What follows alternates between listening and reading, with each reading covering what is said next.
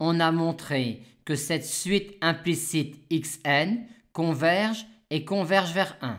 Elle est donc de la forme 1 moins tn avec tn qui tend vers 0. Et dans ce qui suit, on va préciser comment tn tend vers 0 en recherchant un équivalent de tn. On a tout de suite, à partir du fait que xn vérifie cela, que la suite tn vérifie cela. On nous demande ensuite de montrer que cette fonction-là est strictement décroissante sur 0, 1 ouvert, ce qui ne pose aucun problème. On nous demande ensuite de montrer qu'il existe un indice n0 à partir duquel on a cet encadrement-là de tn. Deux remarques. Remarque 1. Étant donné que ces trois quantités-là, au moins à partir d'un certain rang, appartiennent à l'intervalle 0, 1 ouvert, pour montrer cette inégalité-là, on va comparer les images de ces trois réels-là par la fonction fn qui est strictement décroissante sur 0, 1 ouvert. Et vu que fn de tn est égal à 0, on va donc s'intéresser au signe de l'image par fn de ce réel-là et de ce réel-là.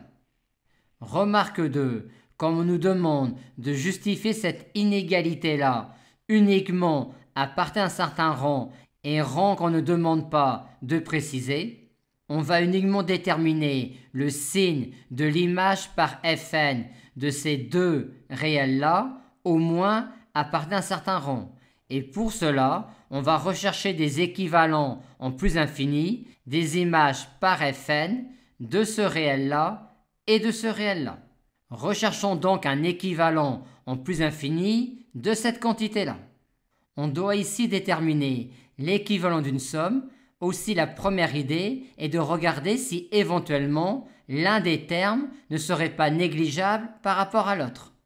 Et comme ceci ne saute pas aux yeux, pour savoir si tel est le cas ou non, on va rechercher un équivalent de chacun des deux termes de la somme, non pas surtout pour sommer les équivalents, mais pour regarder si l'un des termes ne serait pas éventuellement négligeable par rapport à l'autre. Vu que cette quantité-là tend vers 0 quand n tend vers l'infini, on a tout de suite cet équivalent-là pour cette quantité-là. Maintenant, pour trouver un équivalent de cette quantité-là, on va commencer par l'écrire différemment en éclatant le ln.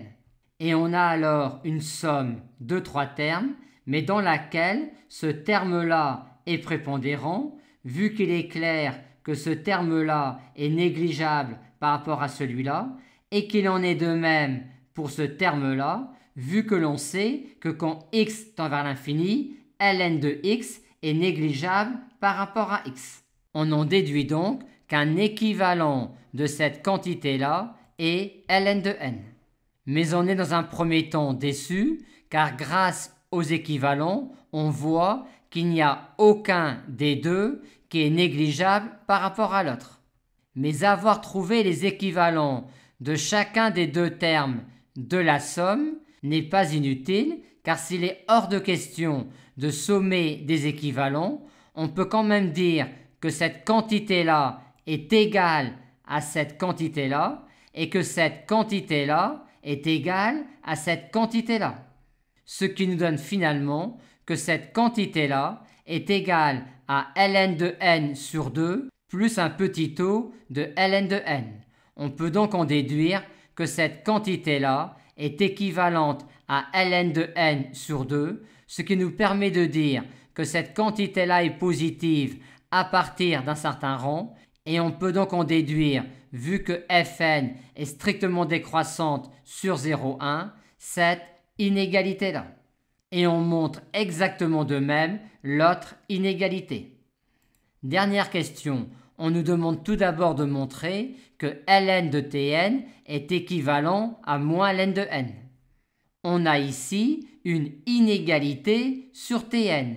Aussi, pour avoir un équivalent de ln de tn, on peut avoir comme idée de déduire de cette inégalité-là une inégalité sur ln de tn vu la croissance de ln sur 0 ouvert plus infini. d'espérer ensuite que ce terme-là ainsi que celui-là soient tous les deux équivalents à moins ln de n en plus infini, ce qui nous permettra de répondre à la question posée.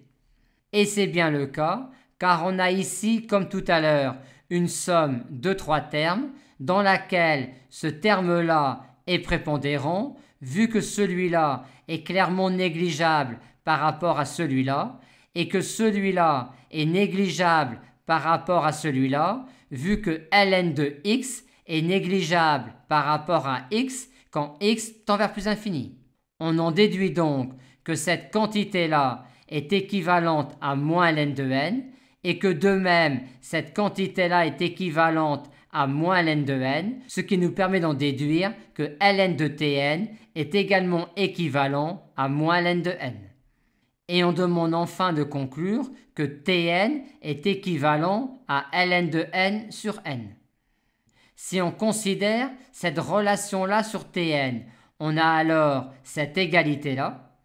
On vient de voir que ce terme-là est équivalent à moins ln de n, et vu que tn tend vers 0, ce terme-là est équivalent à moins ntn. Et on a donc que moins ntn est équivalent à moins ln de n, ce qui nous permet bien de répondre à la question posée.